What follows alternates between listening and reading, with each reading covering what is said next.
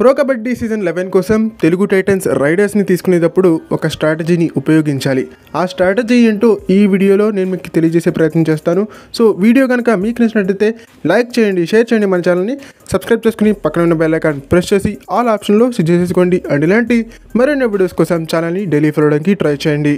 ఇక టాపిక్లోకి వచ్చేస్తే ప్రో కబడ్డీ సీజన్ 11 కోసం తెలుగు టైటన్స్ రైడర్స్ని తీసుకునే ముందు వాళ్ళని 3 కేటగిరీలుగా విభజించుకోవాల్సి ఉంటుంది. అందులో మొట్టమొదటి కేటగిరీ 1 vs 6, 1 vs 7లో ఎవరు ఎఫెక్టివ్గా ఉన్నారు.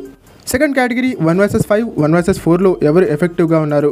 థర్డ్ కేటగిరీ 1 vs 3, 1 vs 2లో ఎవరు ఎఫెక్టివ్గా ఉన్నారు. సో ఈ విధంగా 3 కేటగిరీలుగా రైడర్స్ని విభజించుకుని తీసుకోవాల్సి ఉంటుంది తెలుగు టైటన్స్ మేనేజ్మెంట్. ఈ రకమైనటువంటి విభజన వల్ల ఏ రైడర్స్ని టార్గెట్ చేయాలి, ఏ రైడర్స్ని టార్గెట్ చేయకూడదు, ఏ బడ్జెట్స్లో టార్గెట్ చేయాలి, ప్లాన్ ఏ ఏంటి, ప్లాన్ బి ఏంటి అనేది రైడింగ్లో సుగమం అవుతుంది తెలుగు టైటన్స్ మేనేజ్మెంట్కి. సో ఈ విధంగా వాళ్ళు థింక్ చేసినట్టయితే కనుక ఒక స్ట్రాంగ్ రైడింగ్ యూనిట్ని, ఒక రైడింగ్ ట్రయోని వాళ్ళు ఏర్పాటు చేసుకునేటువంటి అవకాశాలు చాలా మెండుగా కనిపిస్తున్నాయి. ముఖ్యంగా మనం pro kabaddi season 6 Dabang Delhi raiding యూనిట్ని కనుక గమనించినట్టయితే అందులో చంద్రన్ రంజిత్ 1 vs 4, 1 vs 5లో చాలా ఎఫెక్టివ్గా ఉండేవాడు. 1 vs 6, 1 vs 7లో నవీన్ కుమార్ ఎక్స్ప్రెస్ చాలా ఎఫెక్టివ్గా ఉండేవాడు.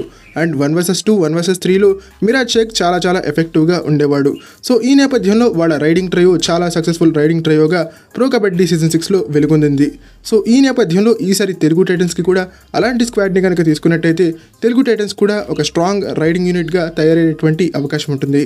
సో మీరేమనుకున్నారు గాయస్, ఈసారి తెలుగు టైటన్స్ ఏ రైడర్స్ని టార్గెట్ చేసి తీసుకుంటే బాగుంటుందో కామెంట్ సెక్షన్లో తెలియజేయండి. అండ్ ఇలాంటి మరిన్ని వీడియోస్ కోసం ఛానల్ని డైలీ ఫాలో అవడానికి ట్రై చేయండి. మన ఛానల్ని సబ్స్క్రైబ్ చేసుకుని పక్కనున్న బెల్ ఐకాన్ ప్రెస్ చేసి ఆల్ ఆప్షన్లో సెట్ చేసుకోండి. అండ్ ఇలాంటి మరిన్ని వీడియోస్ కోసం ఛానల్ని డైలీ ఫాలో అవడానికి ట్రై చేయండి.